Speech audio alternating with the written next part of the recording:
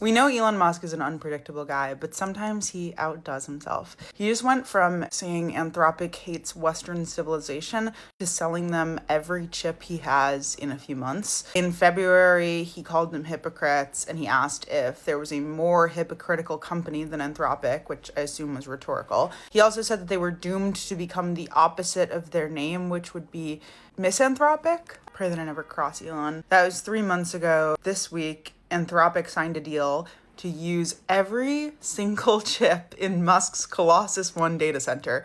220,000 NVIDIA GPUs. All of them. Musk posted that he'd spent time with Anthropic's team and was impressed. His words were that no one set off my evil detector. False alarm. Maybe we can community notes those past tweets. I guess they no longer hate Western civilization now that they are his business partners. It's crazy how receiving a check can cause a change of heart. Here's what happened on both sides and what's happening with this deal. Anthropic is growing so fast. So exponentially fast that it ran out of computing power. Claude Pro and Claude Max users have been hitting slowdowns and crashes during busy hours. The product got more popular than the company's own servers could even handle. Good problems. Revenue went from 30 billion to 44 billion in 2 months. And that kind of growth breaks things. They needed chips fast, basically from anywhere they could get them. Enter Musk. His AI company, xAI, now folded into SpaceX and renamed SpaceX AI. I'm waiting for the day that we get SpaceX Starlink AI Tesla. He built the Colossus data center in Memphis at record speed. 220,000 NVIDIA GPUs. That means over 300 megawatts of power, which is massive facility. One problem is that xAI never built the software tools that are driving most of the AI boom right now. So products like Claude Code, Codex, Cowork, those are the tools that let AI actually do things on your computer, not just answer questions in a chat window, which is largely what Grok is doing right now. Anthropic and OpenAI solved those problems. Musk didn't.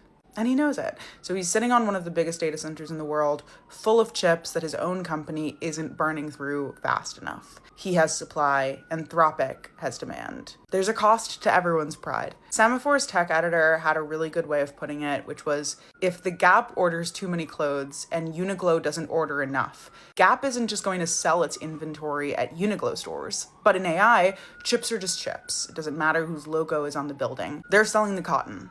Anthropic can train Claude on Musk's hardware the same way that it trains Claude on Amazon's or Google's. Whoever has spare GPUs has something that someone else wants, and right now, that's Musk. GPUs are like toilet paper during the pandemic. The fine print is now where it gets interesting, so Musk's post approving the deal included a clause saying SpaceX can pull out if Anthropic's AI engages in activity that's harmful to humanity. It's kind of funny. And also incredibly vague.